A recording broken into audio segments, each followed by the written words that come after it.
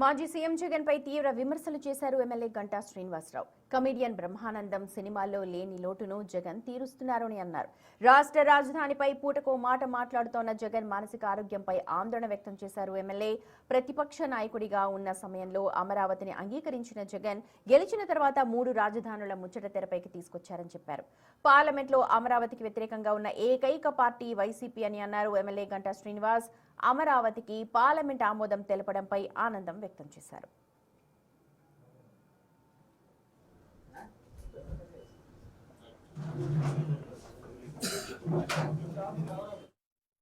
ఈ మధ్య మనం బ్రహ్మానందం గారు లాంటి సినిమాల్లో క్యారెక్టర్ కొంచెం తగ్గిపోయాయి, ఆయన కొంచెం నటించట్లు ఎక్కువగా. మరి చూస్తామంటే మళ్ళీ ఆయన లేని లోటు జగన్మోహన్ రెడ్డి గారు తీరుస్తున్నట్టుగా కనిపిస్తూ ఉంది.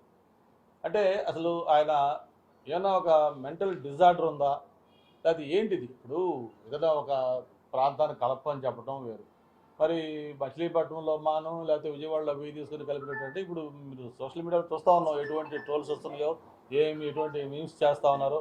రకరకాలుగా మనవాడు అంటున్నాడు ఒంగోలు లేకపోతే ఏదో గుంటూరు ఏదో మన తణుకు కలిపితే ఏమవుద్ది, ఇట్లా రకరకాల అంటే కొన్ని చెప్పలేని మాటలు కానీ ఇంకా ఆ బూతుల దగ్గర నుంచి అన్నీ వస్తూ ఉన్నాయి. అంటే ఒక ముఖ్యమంత్రి చేసిన వ్యక్తి, ఒక పార్టీ అధ్యక్షుడు ఉన్న వ్యక్తి ఇటువంటి ఒక దీంట్లో మాట్లాడుతున్నాడంటే ఆయన యొక్క మానసిక స్థితి ఏంటో కూడా అర్థం చేసుకోవాల్సిన అవసరం ఉంది.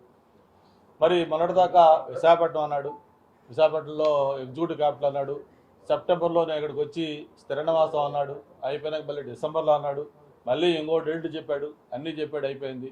మరి ఈరోజేమో తూచని మళ్ళీ విశాఖపట్నం వదిలేసి మళ్ళీ ఉత్తరాంధ్ర అంతా కాకుండా మళ్ళీ మావిగానికి వెళ్ళిపోయాడు.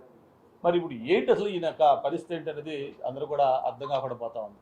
అందుకే ఇప్పుడు ఉత్తరాంధ్ర ప్రజలు కూడా డిమాండ్ చేస్తూ ఉన్నారు. మరి మొన్నటిదాకా మాకు ఇక్కడ క్యాపిటల్ అని చెప్పావు కదా, ఇక్కడ ఋషికొండ ప్యాలెస్ 500 కోట్ల రూపాయలు పెట్టి దాన్ని కట్టావు కదా, మరి ఇక్కడ మళ్ళీ ఇది వదిలేసి మళ్ళీ మావిగానికి వెళ్ళిపోయావంటి, ఇది నెక్స్ట్ దేనికి వెళ్తామని చెప్పని మాట్లాడే పరిస్థితి వస్తూ ఉంది.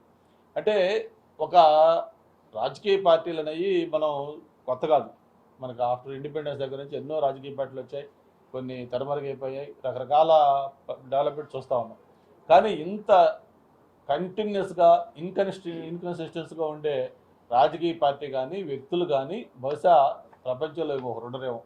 అటువంటి క్రెడిట్ ఈరోజు వైఎస్ జగన్మోహన్ రెడ్డి గారు మూట కట్టుకుంటా ఉన్నారు. ఈ మధ్య మనం బ్రహ్మానందం గారు